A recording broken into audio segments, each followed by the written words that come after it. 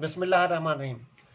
Last video में हमने capital expenditure और रेवेन्यू एक्सपेंडिचर जो कि डेप्रिसिएशन का समझने के एक पार्ट है, बाज़ बोर्ड में इसके साथ जो होता है पेपर के साथ इसी क्वेश्चन डेप्रिसिएशन का अगर क्वेश्चन दिया जाता है तो बाज़ औक़ात उसका एक छोटा सा पार्ट बन दिया जाता है कि difference between capital expenditure and revenue expenditure, या फिर क्वेश्चन में इस तरीके से दे देता है कि कैपिटल एक्सपेंडिचर और रेवेन्यू एक्सपेंडिचर को वो मिक्स करके आपको दे देगा और उससे कहेगा कि आपने कैपिटल एक्सपेंडिचर को रेवेन्यू एक्सपेंडिचर से सेपरेट करना है। तो वो चीज़ें मैंने आपको लास्ट वीडियो में बताया कि कैपिटल एक्सपेंडिचर कौन से होती हैं और रेवेन्यू एक्सपेंडिचर कौन से होती हैं, और उसके लिए स्टेटमेंट भी आपके पास किस तरह का एक्सपेंडिचर होगा जो कैपिटल एक्सपेंडिचर होगा और कौन सा एक्सपेंडिचर होगा जो वो रेवेन्यू एक्सपेंडिचर होगा।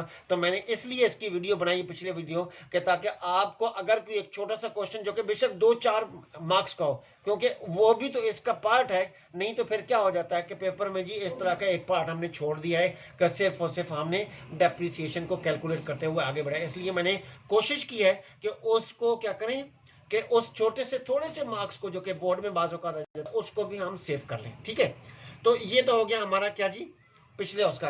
अब मैं एक छोटा सा क्वेश्चन भी रखता हूं और उसकी कॉस्ट कैलकुलेट करने का तरीकाकार भी बताता हूं। ठीक है, तो एक छोटा सा क्वेश्चन आप देखिएगा सामने, ये हमारे पास एक्सरसाइज आ रही है। ठीक है, एक्सरसाइज आ रही है, तो एक्सरसाइज में क्वेश्चन नंबर 1 ही है।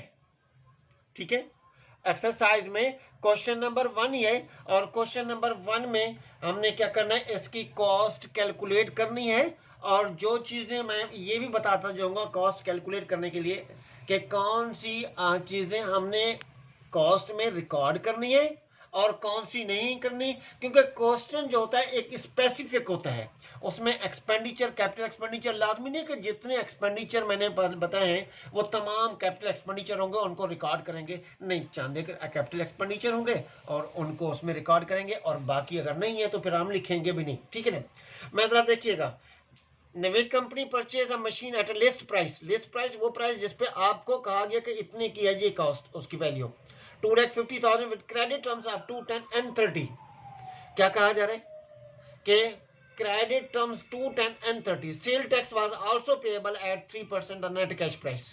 The following expenditure were incurred on the machine: insurance and transportation charges, installation and foundation charges, so and ये तमाम एक्सपेंडिचर आपके पास दिए हुए हैं जी। ठीक है जी, हम इसकी क्या करनी है, कॉस्ट कैलकुलेट करनी है और यही क्वेश्चन आपकी वीडियो में भी होगा, उसको भी आप देख लीजिएगा। ठीक है, तो ये तो हो गया क्वेश्चन। अब हम इसको क्या करती हैं, इसकी सबसे पहले कॉस्ट कैलकुलेट करती हैं और हमारे पास अगर टाइम बच जाता है तो इसकी एंट्रीज नहीं तो फिर अगली एंट्री इसमें वीडियो में हम इसकी एंट्री भी बना लेंगे। ठीक है जी, अब आप जरा देखिएगा जी, मैंने बुक में आपको प्रॉपर तरीके से क्वेश्चन बता दिया। ठीक, अब हम जा रहे हैं इसकी कॉस्ट कैलकुलेट करने के लिए। अच्छा, एक चीज मैं और भी बताता जाऊं इस हवाले से कि जो डेप्रिसिएशन का टॉपिक है हमारा, डेप्रिसिएशन का टॉपिक जो होता है वो सेकंड ईयर में भी आता है, इंटर में, यानी कि डेप्रिसिएशन का टॉपिक जो होता है वो आपका एडीसी जो आजकल कहलाता है, एसोसिएट डिग्री ऑफ कॉमर्स, जिसको हम पुराना बीकॉम कहते हैं, उसमें भी आ जाता है ये टॉपिक। और डेप्रिसिएशन का टॉपिक जो होता है वो ओ लेवल में भी आता है और डेप्रिसिएशन का टॉपिक जो होता है वो एसीसीए में FA2 में भी आता है, यानी कि इतना इंपॉर्टेंट टॉपिक है ये हमारा। ठीक है, और बहुत बड़ा टॉपिक है। तो इसमें कुछ मेथड होते हैं, उन मेथड को भी हम फॉलो करेंगे और उन मेथड के मुताबिक में हमने डेप्रिसिएशन कैलकुलेट करनी है। सबसे पहले तो हमने सीखना है कॉस्ट कैलकुलेट करना। तो कॉस्ट ऑफ एसेट, यहाँ पर मैंने जो क्वेश्चन बताया है तो ये कॉस्ट ऑफ मशीन, तो लिहाजा मैं यहाँ पर लिख दूंगा, ऊपर जो हेडिंग डाली है मैंने कॉस्ट ऑफ मशीन की हेडिंग डाली हुई है। ठीक है जी, कॉस्ट ऑफ मशीन। ठीक, कॉस्ट ऑफ मशीन। अब कॉस्ट ऑफ मशीन में है कि हमने कैलकुलेट करने जा रहे हैं, तो सबसे पहले क्या मैंने बताया आप लोगों को कि लिस्ट प्राइस, ये वो प्राइस जिस प्राइस पे क्या करेंगे आपको कहा जाएगा कि जी आप जब कुछ वैल्यू पूछेंगे तो इतने की है जी ये। अच्छा, ये मैंने लाइन ड्रॉ की हुई है, लाइनें ड्रॉ करना लाजमी नहीं है। ठीक है, ऊपर इसके अमाउंट लिखी हुई है, अगर अमाउंट रुपीज में है तो रुपीज में लिख दो, डॉलर में है तो डॉलर में लिख दो। अमाउंट का अल्फाज मैंने लिखा है, आप अमाउंट अल्फाज नहीं भी लिखे कोई मसला नहीं है। ठीक है, जस्ट वन डॉलर का साइन बनाने, जस्ट वन रुपीज का साइन बनाने, तो खुद ब खुद पता चल जाएगा यहाँ पर अमाउंट डॉलर्स में, रुपीज में, पाउंड में, जिस चीज में जिस तरह का क्वेश्चन है उसी में उस तरह की लिखी जाएगी। तो लिस्ट प्राइस जो दी हुई है, लिस्ट प्राइस इसमें है 2,50,000। तो क्वेश्चन जो आपके सामने था, लिस्ट प्राइस 2,50,000। ठीक है, इसमें लाइन ड्रॉ नहीं की हुई, इसमें थोड़ा सा ऊपर नीचे भी आ सकता है, हो सकता है, तो उसको मैं कोशिश भी करूंगा कि आपको सही से इसकी सेटिंग और इसकी सारी चीज़ें। लिस्ट प्राइस में पहले लिस्ट प्राइस, ठीक, उसके बाद इस लिस्ट प्राइस में जब हम कोई चीज़ खरीदने के लिए जाती है ना, अक्सर पता क्या होता है, अक्सर ये होता है कि जी क्या लगी हुई, ये सेल लगी हुई जी फलां चीज़ पे, और हर जगह पर बैनर लगे हुए अप टू इतना % डिस्काउंट, अप टू इतना % डिस्काउंट। ठीक है ना, तो यानी कि उस सेल का मतलब है कि जितने भी कस्टमर, जितने भी कंज्यूमर, जितने भी लोग उस एसेट को, उस चीज को खरीदेंगे, उतना % उनको जिस एसेट पर जितना डेप्रिसिएशन होगी, उस डेप्रिसिएशन सॉरी डिस्काउंट होगा, वो डिस्काउंट दिया जाएगा। यानी कि हर कोई स्पेसिफिक नहीं है, कोई स्पेशल नहीं है, कोई खास नहीं है।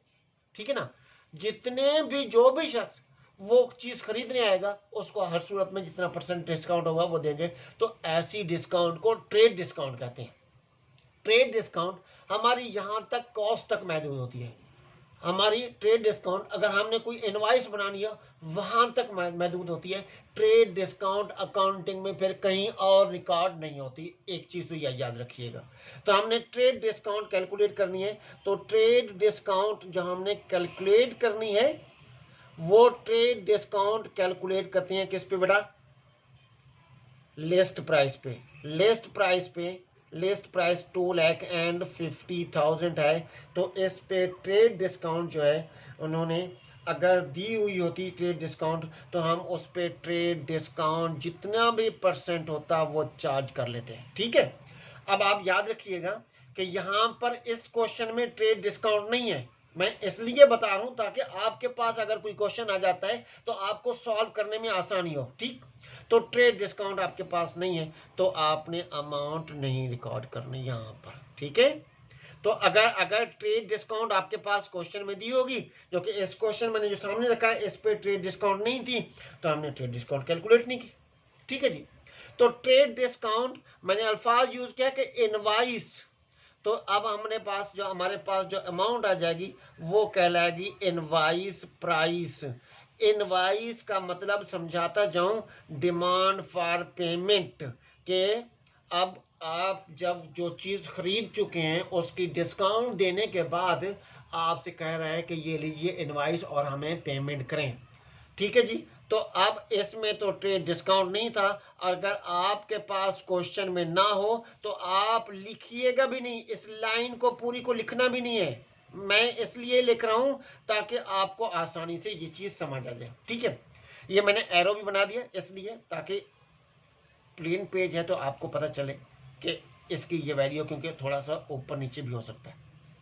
ठीक है जी, अब अगर हमने पेमेंट नहीं करनी, यानी कि इसका मतलब है क्रेडिट पर लिया है, उधार पर लिया है, तो उधार पर लेने के लिए अब मैंने आपके पास क्वेश्चन में लिखा था विद क्रेडिट टर्म्स 2, 10 and 30। अब इस टर्म को जरा समझिएगा, ये क्रेडिट टर्म्स इसका मतलब है उधार पर खरीदी है।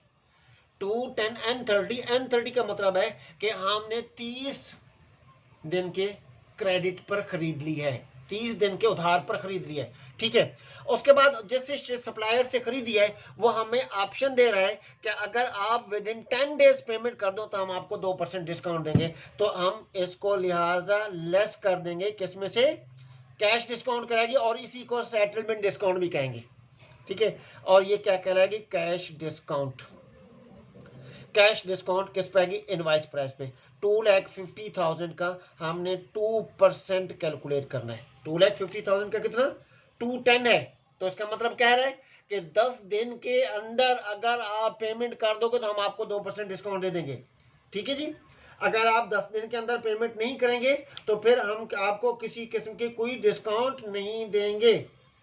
ठीक है, तो लिहाजा अगर 10 दिन के अंदर पेमेंट कर दी तो क्या मिल जाएगा, 5,000 का किस पे कैलकुलेट किया, मैंने अमाउंट भी लिखी है इस पे। ठीक है, इसके बाद जो अमाउंट आएगी वो 45,000 की अमाउंट, ये अमाउंट आ गई। अब हमारे पास कौन सी कैश प्राइस, कौन सी अमाउंट आ गई, कैश प्राइस। ठीक है जी, ये कैश प्राइस की अमाउंट। अब हम क्या करते हैं, इसमें ऐड कर देते हैं जिसकी बात करते हैं मैंने कैपिटल एक्सपेंडिचर की। ऐड एक्सपेंडिचर, ठीक है जी, अदर एक्सपेंस, जो इस पे इस एसेट को खरीदने पे और एक्सपेंसेस हुए, अदर एक्सपेंस।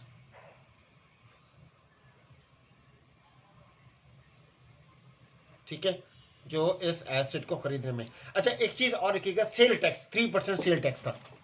ठीक है, सेल्स टैक्स को आप कैपिटल एक्सपेंडिचर से पहले लिख दें या इसी के अंदर लिख दें, वो कोई मसला नहीं है। अखबार बुक में क्या करता है, बाज़ औक़ात बाद टीचर्स जो है वो कैश प्राइस के फ़ौरन बाद सेल टैक्स को ऐड करवा देती हैं, और बाज़ औक़ात होता है कि वो अदर एक्सपेंसेस में उसको ऐड कर देती हैं। तो आप पर डिपेंड करता है कि वो आप कैपिटल एक्सपेंडिचर से पहले उनको ऐड कर दें या बाद में उनको उसमें सेल टैक्स को। तो लिहाजा मैं सेल्स टैक्स लिख रहा हूँ।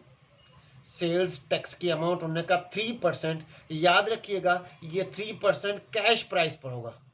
तो 2,45,000 का 3%, 2,45,000 का 3%। ठीक है, तो हमें 3% निकालना है, और ये अमाउंट आ रही है 7,350। उसके बाद क्वेश्चन में था हमारे पास insurance in transit. Insurance in transit मैंने बताया था कि इंश्योरेंस इन ट्रांजिट पिछली वीडियो में अगर नहीं पता चला तो उसमें जाकर आप क्या करिएगा, इसको सुन लीजिएगा। इंश्योरेंस इन ट्रांजिट यानी कि रास्ते में इंश्योर करवा दिया रास्ते को। तो ये अमाउंट होगी 2,200 की अमाउंट। ठीक है जी, इंश्योरेंस इन ट्रांजिट के बाद ट्रांसपोर्टेशन चार्जेस, ट्रांसपोर्टिंग का जो उसको क्या है, गुड्स को जो हमने चीज खरीदी है, जो एसेट खरीदा है, उसको जहां से खरीदा है वहां से लेकर अपने बिजनेस तक लाने तक। उसके बाद है इंस्टॉलेशन, हमने उसको क्या किया, इंस्टॉल किया, इंस्टॉलेशन एंड फाउंडेशन, फाउंडेशन बनाया और उसको इंस्टॉल कर दिया। तो इंस्टॉलेशन एंड फाउंडेशन की वैल्यू जो आ गई वो 5,690 की अमाउंट। उसके बाद है 3 ईयर फायर इंश्योरेंस। अब देखें, फायर इंश्योरेंस का मतलब है कि जब वर्किंग करेगी मशीन उसके बाद उसको फायर के चांसेस होंगे, अदरवाइज उससे पहले तो नहीं होगी, क्योंकि मशीन, तो मैंने कहा कि वर्किंग के बाद कोई एक्सपेंडिचर होंगे वो तमाम रेवेन्यू एक्सपेंडिचर रिकॉर्ड करेंगे। उसके बाद आगे लिखा हुआ during installation work the machine was damage and repair, repair cost, repair की कॉस्ट भी जो कि लोड अनलोड करने में, लाने एक जगह से दूसरी जगह लाने में, रिपेयर की कॉस्ट को भी कैपिटल एक्सपेंडिचर में शामिल नहीं करेंगे। ठीक है जी। उसके बाद after the machine had been use in 3 years in the 3 month it was थोड़ी clean and lubricated at cost of, इनको भी शामिल नहीं करेंगे। तो लिहाजा हमारे पास ये क्या आ गया, कॉस्ट, जितने भी हमारे पास एक्सपेंडिचर थे उन तमाम एक्सपेंडिचर को हमने क्या किया जी, टोटल कर लिया, उन तमाम एक्सपेंडिचर का रिकॉर्ड कर दिया। ठीक है, उसके बाद इन तमाम एक्सपेंडिचर को हम क्या करेंगे, टोटल करेंगे, और हम जो हमने इन कैश प्राइस निकाली हुई है उसके नीचे हमने इसको रिकॉर्ड कर देंगे। तो कैश प्राइस, तो ये मैंने डायरेक्ट कैश प्राइस बनाई है तो इसी में डायरेक्ट हम ऐड कर देते हैं। ठीक है, तो ये हमारे पास हो गया, हमने इसमें किस में ऐड कर देनी है, 2,45,000 में हमने ऐड कर देनी है, 2,45,000 में। ठीक है जी, तो ये अमाउंट आ गई 2,65,940। एक चीज थोड़ा सा सुनते जाइएगा, ये तो मैंने यहां पर लिख दिया इनको एक्सपेंडिचर को। ठीक है, फिर गौर से सुनती जाइएगा, मैंने एक ही लाइन में लिख दिया। ठीक है, तो अब जब आप कैश प्राइस, जब आप क्या हो, कैश प्राइस अगर आपने कैलकुलेट कर लिए तो कैश प्राइस को 2,45,000 की अमाउंट यहां पर लिख दें, और ये जो टोटल मैंने एक्सपेंडिचर इसके बनते हैं 7,350, और उसके साथ जो है 2200, 5700, 5690 उनको टोटल करके यहाँ पर लिखें और फिर टोटल कॉस्ट इसकी यहाँ पर लिख दें 2,65,940 की अमाउंट। यूँ भी कर सकती हैं आप और इस तरीके से भी डायरेक्ट कर सकती हैं। ठीक है जी, हम अब अगली वीडियो में क्या करेंगे, इसकी जनरल पास एंट्रीज बनाएंगे। ठीक है, तो ये क्वेश्चन हमने क्या करना है, कमेंट बॉक्स में हमने आप अपने कमेंट्स दीजिएगा और ये क्वेश्चन भी हमने वहां पर क्या कर देना है, पेस्ट करेंगे। तो लिहाजा आपके कमेंट्स का और आपके क्वेश्चन का वेट होगा। ठीक है जी, अल्लाह हाफिज़।